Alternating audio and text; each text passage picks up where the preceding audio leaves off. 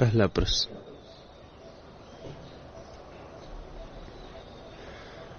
आधुनिक मनुष्य की सबसे बड़ी कठिनाई क्या है?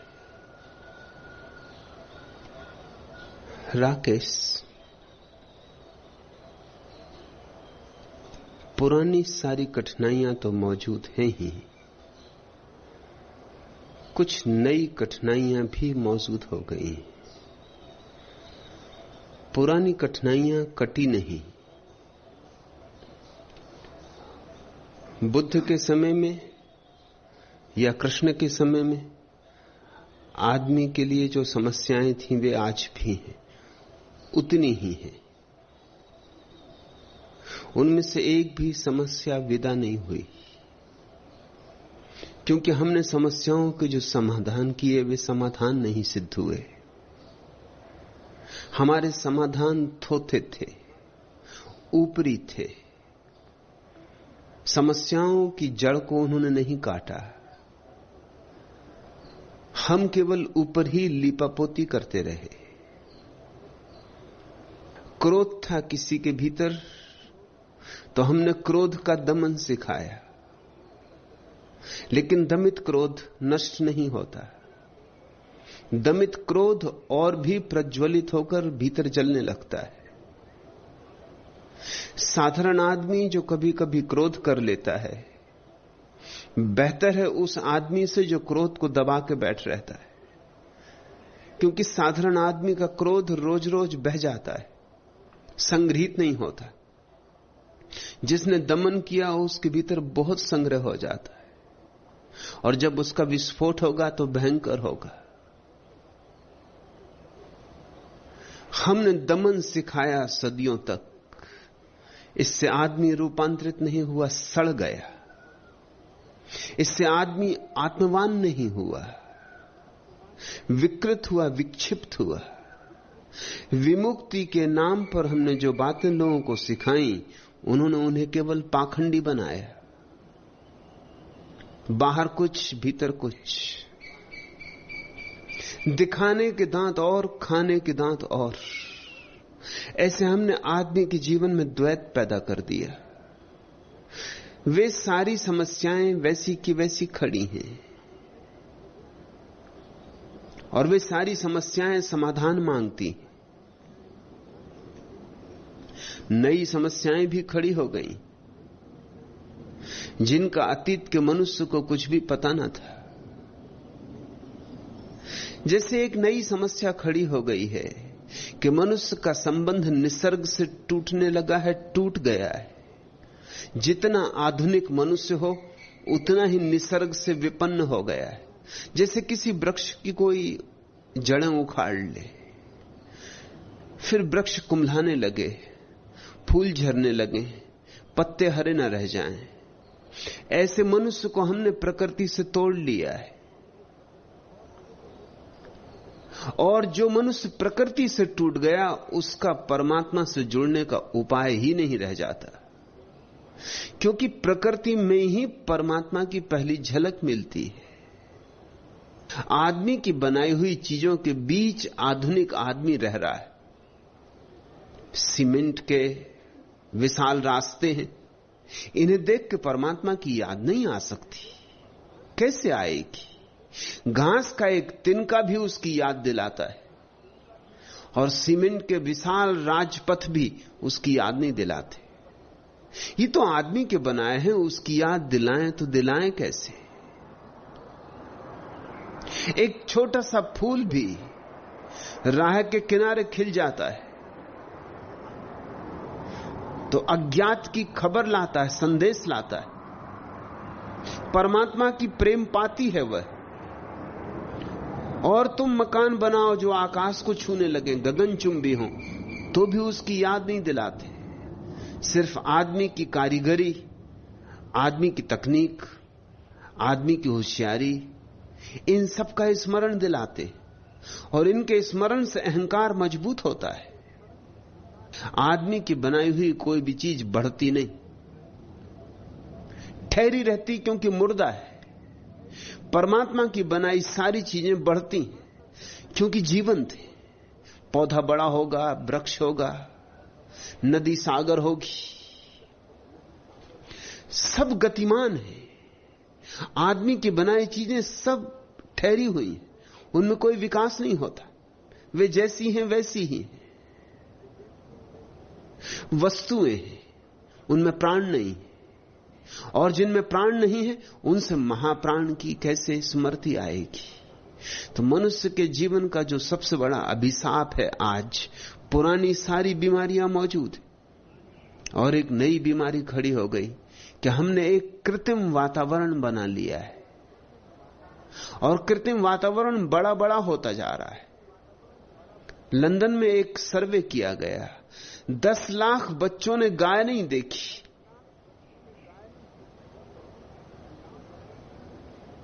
और लाखों बच्चों ने खेत नहीं देखे। जिन बच्चों ने खेत नहीं देखे और पवन के झकोरों में डोलते हुए गेहूं की बालें और बाजरे और ज्वार को नहीं देखा, उन बच्चों के जीवन में कुछ चीज की कमी रह जाएगी। कुछ बड़ी मौलिक कमी रह जाएगी। उन्होंने कारें देखी, बसें देखी, रेलगाड़ियां देखी। मैंने सुना है एक चर्च में एक पादरी बच्चों को समझा रहा था, रविवार का धार्मिक स्कूल लगा था। बाइबल में एक वचन आता है कि सब सरकती हुई चीजें उसी ने बनाई, अर्थात सांप इत्यादि। एक छोटे बच्चे ने खड़े होकर कहा कि उदाहरण दीजिए। पादरी भी थोड़ा चौंका, क्योंकि सांप उस बच्चे ने देखा नहीं और कोई सरकती चीज देखी नहीं, तो उसने कहा कि रेलगाड़ी, जैसे रेलगाड़ी। तो बच्चा निश्चिंत हो गया। पादरी भी करे तो क्या करे, सरकती हुई चीज के लिए रेलगाड़ी का उदाहरण, यह भी परमात्मा ने बनाई।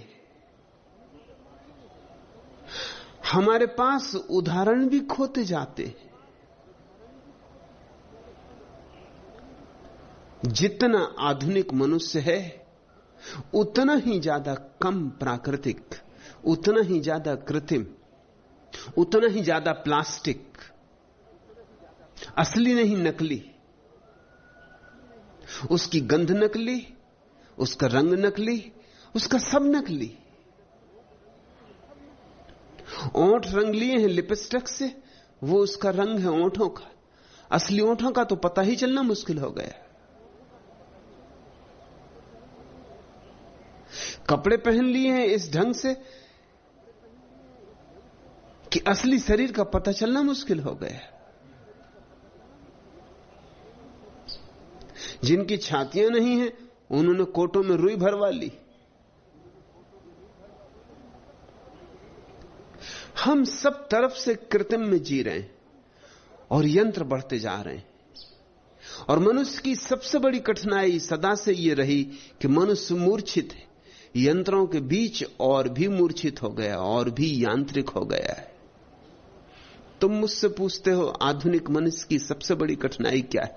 यांत्रिकता।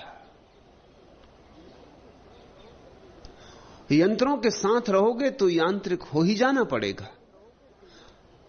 यदि बहुत जागरूक न रहे तो सुबह 7 बजे की गाड़ी पकड़नी है तो उसी ढंग से भागना होगा।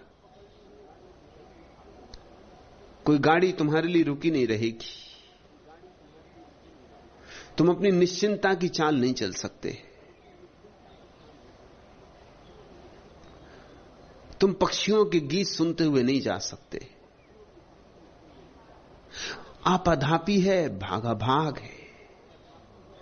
विद्यासागर ने लिखा है, एक सांझ वो घूम के लौट रहे थे और उनके सामने ही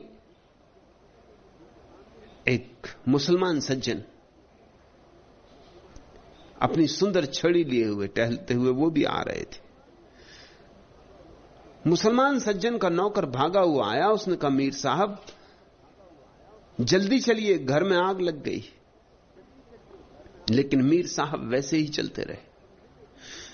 नौकर ने कहा, आप समझे या नहीं समझे, आपने सुना या नहीं सुना, घर जल रहा है, धू-धू कर जल रहा है, तेजी से चलिए, यह समय टहलने का नहीं है, दौड़ के चलिए। लेकिन मीर साहब ने कहा, घर तो जल ही रहा है, मेरे दौड़ने से कुछ आग बुझ न जाएगी, और यहां तो सभी कुछ जल रहा है और सभी को जल जाना है। जीवन भर की अपनी मस्ती की चाल इतने सस्ते में नहीं छोड़ सकता। विद्यासागर तो बहुत हैरान हुए। मीर साहब उसी चाल से चलते रहे, वही छड़ी की टेक, वही मस्त चाल, वही लखनवी ढंग और शैली। विद्यासागर के जीवन में से क्रांति घटित हो गई, क्योंकि विद्यासागर को दूसरे दिन वायसराय की काउंसिल में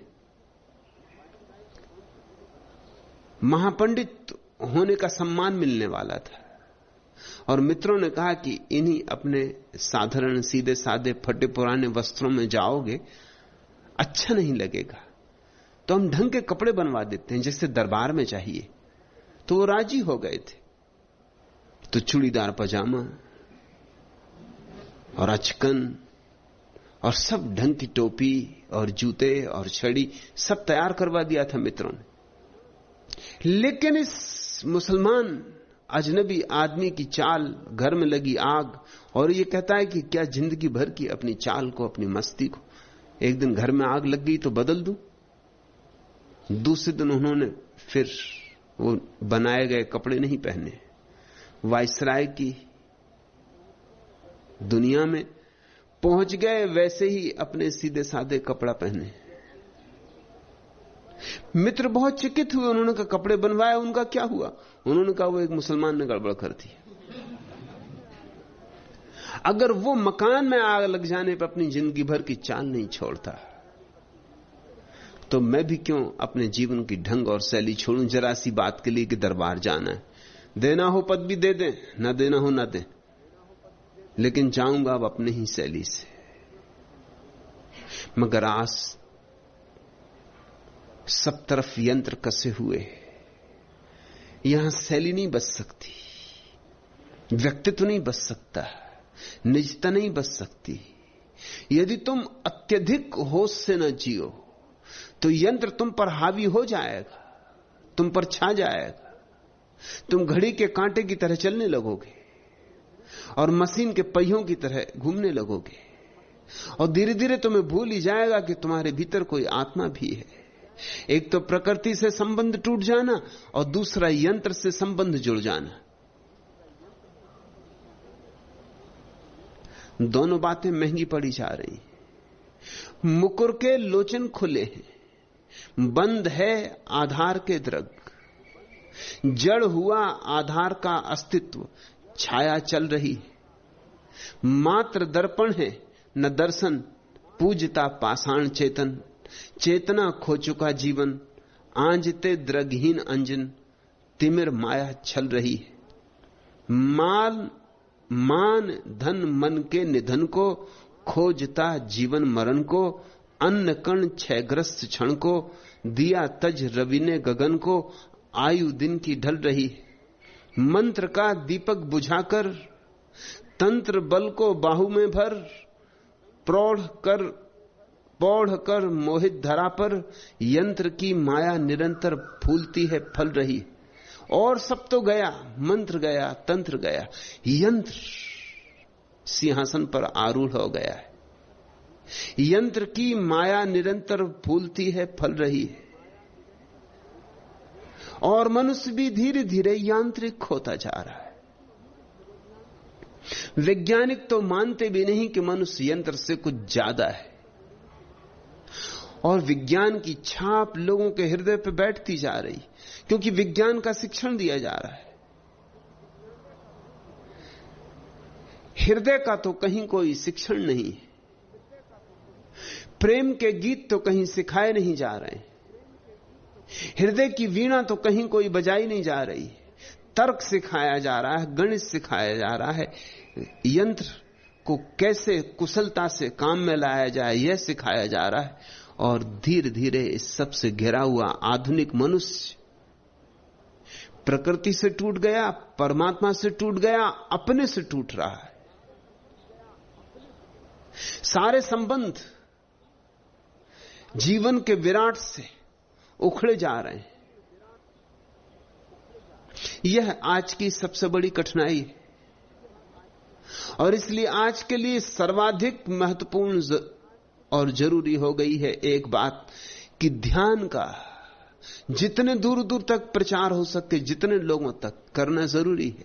क्योंकि ध्यान ही अब एकमात्र उपाय है कि तुम्हें फिर याद दिला सके अपनी आत्मा की। और ध्यान ही एकमात्र उपाय है कि फिर तुम्हें वृक्षों में, चांतारों में परमात्मा की झलक मिल सके। ध्यान ही एकमात्र उपाय है जो तुम्हें वापस प्रकृति की तरफ ले चले। और ध्यान ही एकमात्र उपाय है कि यंत्रों के बीच रहते हुए भी तुम्हें यंत्रों का मालिक बनाए रखे, यंत्रों का गुलाम न हो जाने दे।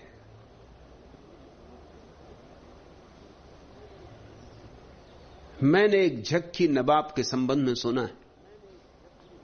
बीमार था, लेकिन पुरानी आदतें, रात 2-3 बजे तक तो नाच गाना चलता, फिर सोता, तो उठता सुबह 10 बजे, 11 बजे, 12 बजे।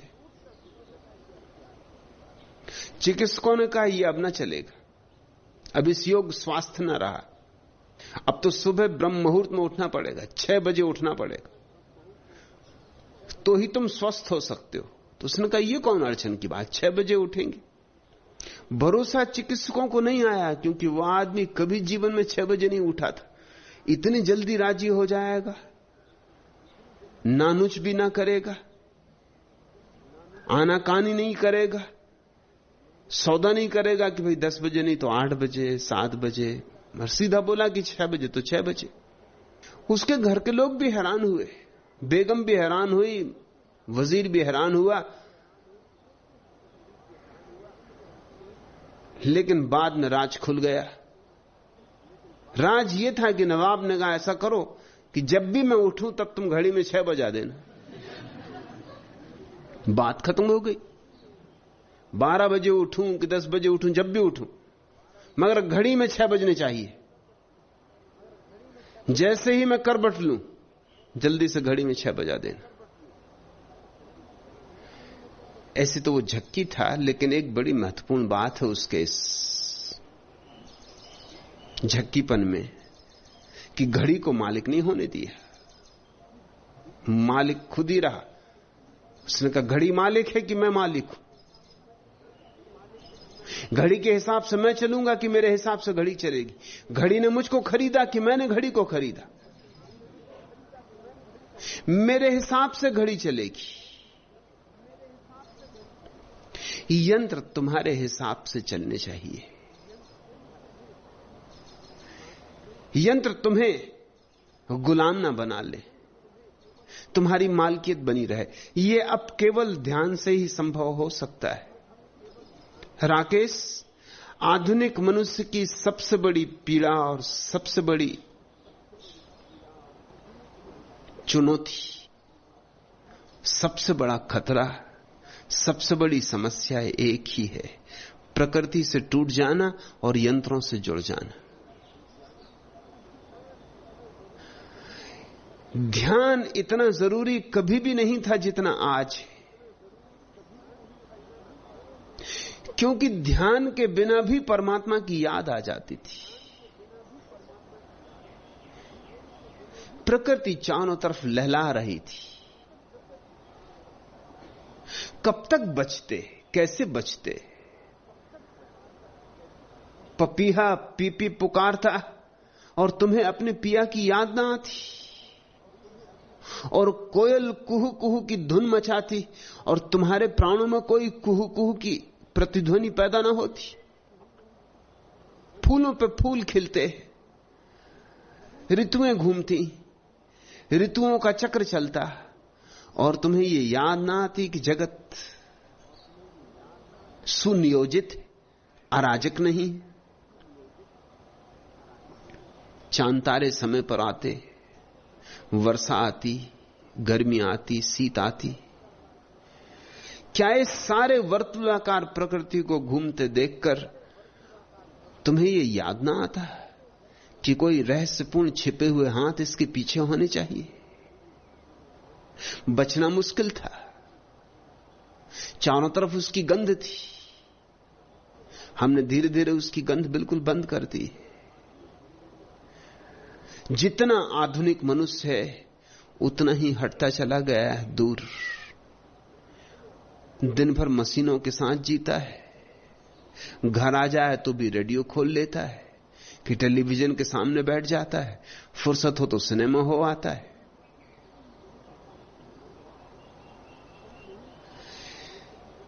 समय ही नहीं कि कभी तारों से भी गुफ्तगू हो। अवसर ही नहीं कभी नदियों के साथ भी दो बातें हो जाएं। आकांक्षा ही नहीं कि कभी पहाड़ों से भी मिलन हो।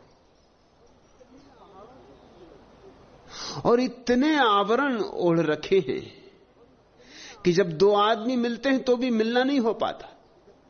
मनोवैज्ञानिक कहते हैं कि एक बिस्तर पर जब पति और पत्नी सोते हैं, तुम ये मत समझना कि दो आदमी वहां सो रहे हैं। वहां 4 भी सो सकते हैं, 6 भी सो सकते हैं। क्यों? एक तो पति वो है जो वो है, और एक पति वो है जैसा वो पत्नी को दिखलाता है,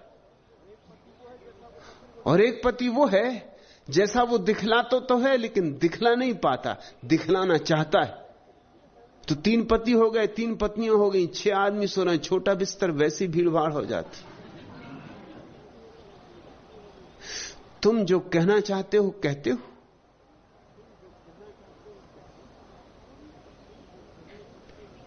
कुछ और ही कहते हो। और जो तुम कहते हो उससे तुम्हारा कोई भी नाता नहीं होता। उसकी जड़ें तुम्हारे प्राणों में नहीं होती। तुम्हारे स्वरों का उसके साथ संबंध नहीं होता। तुम जरा लोगों के चेहरों पर गौर करो। तुम जरा लोगों के शरीर की भाषा सीखो और तुम चकित हो जाओगे। उनके ओंठ कुछ कहते हैं, उनकी आंखें कुछ कहती।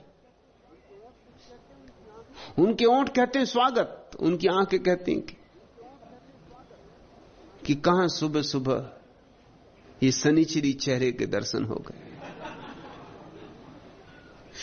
ओंठ कुछ कह रहे हैं, आंखें कुछ कह रही हैं। लोग कहते हैं कि बड़ा आनंद हुआ आपके आने से, लेकिन पूरा शरीर कुछ और कह रहा है। शरीर की भाषा पर बड़ी शोधबीन हो रही। छोटे छोटे इशारे शरीर कहता है जिनका तुम्हें भी पता नहीं होता। जब तुम किसी आदमी से मिलना चाहते हो तो तुम उसके पास झुक के खड़े होते हो, तुम उसकी तरफ झुके हुए होते हो। और जब तुम उससे नहीं मिलना चाहते तो तुम पीछे की तरफ खिंचे हुए खड़े होते हो। तुम जरा लोगों को गौर से देखना। जो स्त्री तुम में उत्सुक है वो तुम्हारी तरफ झुकी हुई होगी। जो स्त्री तुमसे बचना चाहती है वो तुम्हारे से दूसरी तरफ तनी होगी। जो स्त्री तुम में उत्सुक है वो तुम्हारे पास सरक के बैठेगी। जो तुम में उत्सुक नहीं है वो जिस तरह बच सके, जितनी बच सके उतने दूर तुमसे सरक के बैठेगी। शायद उसे भी साफ ना हो, लेकिन शरीर की भाषाएं, ओंठ कुछ कहते हैं, शरीर कुछ कहता है। शरीर ज्यादा सच कहता है क्योंकि अभी शरीर को झुठलाने की कला हमने नहीं सीखी। आंखें कुछ और कहती, तुम कुछ भी कहो। मनोवैज्ञानिकों ने एक प्रयोग किया। आंखों के ऊपर कुछ नंगी तस्वीरें और कुछ साधारण तस्वीरों में मिला दी और कुछ लोगों को उन तस्वीरों का अध्ययन करने के लिए कहा, सिर्फ देखने के लिए, एक नजर देखते जाना। और उनकी आंखों पर यंत्र लगाए गए, उनकी आंखों की जांच की जा रही। उनसे कुछ वो क्या कहते हैं ये नहीं पूछा जा रहा, सिर्फ उनकी आंखों की जांच की जा रही। और एक बड़ी हैरानी का अनुभव हुआ। साधारण तस्वीर एक ढंग से देखती है आंख। अगर नग्न स्त्री की तस्वीर हो तो आंख की पुतलियां एकदम बड़ी हो जाती।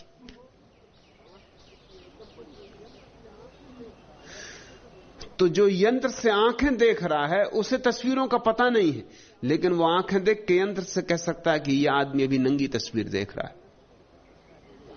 ये तो बड़ी खतरनाक चीज है। तुम अपने साधु संतों की जांच कर सकते हो।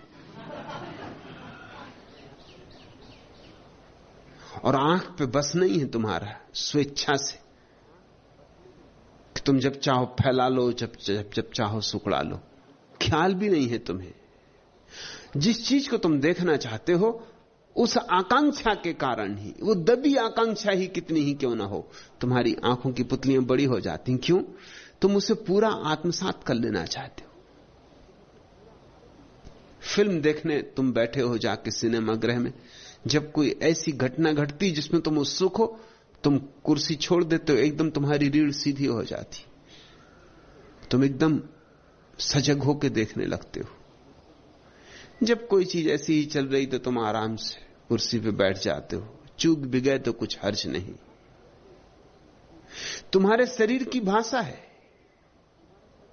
तुम कहते कुछ हो, तुम्हारा शरीर कुछ और ही कहता, अक्सर उल्टा कहता है। तुम्हारे ओंठ कुछ बोलते हैं और ओंठों का ढंग कुछ और बोलता है। ओंठ कुछ बोलते हैं, नाक कुछ बोलती, आंख कुछ बोलती। ऐसे खंड खंड हो गया है आदमी, और ये खंडन बढ़ता जा रहा है, टुकड़े टुकड़े होता जा रहा है। इसी टुकड़े टुकड़े में फंसा हुआ है। ध्यान का अर्थ होता है अखंड हो जाओ, एक चैतन्य हो जाओ। और उस एक चैतन्य के लिए जरूरी है कि तुम अपने जीवन से यांत्रिकता छोड़ो। यंत्र तो नहीं छोड़े जा सकते, ये पक्का है। अब कोई उपाय नहीं, अब लौटने की कोई जगह नहीं। अब तुम चाहो लाख कि हवाई जहाज ना हो, लोग फिर बैलगाड़ी में चलें, ये नहीं होगा। अब तुम लाख चाहो कि रेडियो ना हो, ये नहीं होगा।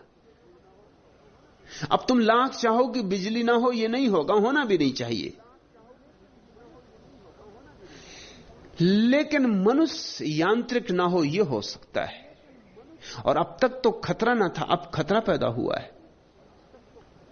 यंत्रों से बुद्ध के जमाने का आदमी नहीं घिरा था, तो भी बुद्ध ने अमूर्छा सिखाई है, विवेक सिखाया है, जागृति सिखाई, होश सिखाया। और आज तो और अड़चन बहुत हो गई है। आज तो एक ही बात सिखाई जानी चाहिए, मूर्छा छोड़ो, होश पूर्वक जियो। जो भी करो इतनी सजगता से करो कि तुम्हारा कृत्य मशीन का कृत्य ना हो। तुम में और मशीन में इतना ही फर्क है अब कि तुम होश पूर्वक करोगे, मशीन को किसी होश की जरूरत नहीं। अगर तुम में भी होश नहीं है तो तुम भी मशीन हो। पुराने समय के ज्ञानियों ने मनुष्य को चौंकाया था, बार बार एक बात कही थी, कल दरिया ने भी कही कि देखो आदमी रहना, पशु मत हो जाना। आज खतरा और बड़ा हो गया है। आज खतरा यह है कि देखो आदमी रहना, यंत्र मत हो जाना। यह पशुओं से भी ज्यादा बड़ा पतन है, क्योंकि पशु फिर भी जीवंत है, पशु फिर भी यंत्र नहीं। बुद्धों ने नहीं कहा है कि यंत्र मत हो जाना, क्योंकि यंत्र नहीं थे। लेकिन मैं तुमसे कहना चाहता हूं कि खतरा बहुत बढ़ गया है, खाई और गहरी हो गई। पहले पुराने जमाने में गिरते तुम तो बहुत से बहुत पशु हो जाते, लेकिन अब गिरोगे तो यंत्र हो जाओगे, और यंत्र से नीचे गिरने का और कोई उपाय नहीं। और यंत्र से बचने की एक ही औषधि है, जागे हुए जियो। चलो तो होशपूर्वक, बैठो तो होशपूर्वक, सुनो तो होशपूर्वक, बोलो तो होशपूर्वक। 24 घंटे जितना बन सके उतना होश साधो। हर काम होशपूर्वक करो, छोटे छोटे काम, क्योंकि सवाल काम का नहीं है, सवाल तो होश के लिए नए नए अवसर खोजने का है।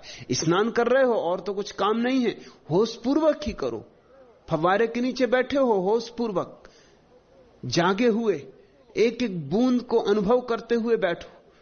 भोजन कर रहे हो, जागे हुए लोग कहां भोजन कर रहे हैं जागे हुए, गठ के जाते। न स्वाद का पता है, न चबाने का पता है, न पचाने का पता, गठ के जाते। पानी भी पीते तो गटक गए। उसकी शीतलता भी अनुभव करो, तृप्त होती हुई प्यास भी अनुभव करो, तो तुम्हारे भीतर यह अनुभव करने वाला धीरे धीरे सघन होगा, केंद्रीभूत होगा, और तुम जाग कर जीने लगो। तो फिर हो जाए जगत यंत्र से भर जाए कितना ही, तुम्हारा परमात्मा से संबंध नहीं टूटेगा। जागरण या ध्यान परमात्मा और तुम्हारे बीच सेतु है, और जितना तुम्हारे जीवन में ध्यान होगा उतना ही तुम्हारे जीवन में प्रेम होगा, क्योंकि प्रेम ध्यान का परिणाम है। या इससे उल्टा भी हो सकता है, जितना तुम्हारे जीवन में प्रेम होगा उतना ध्यान होगा। यंत्र दो काम नहीं कर सकते, ध्यान नहीं कर सकते और प्रेम नहीं कर सकते। बस इन दो बातों में ही मनुष्य की गरिमा है, महिमा है, महत्ता है, उसकी भगवत्ता है। इन दो को साध लो, सब सध जाएगा। और दोनों को इकट्ठा साधने की भी जरूरत नहीं, इनमें से एक साध लो, दूसरा अपने आप सध जाएगा। दूसरा प्रश्न, साधु संतों को देखकर ही मुझे चिढ़ होती,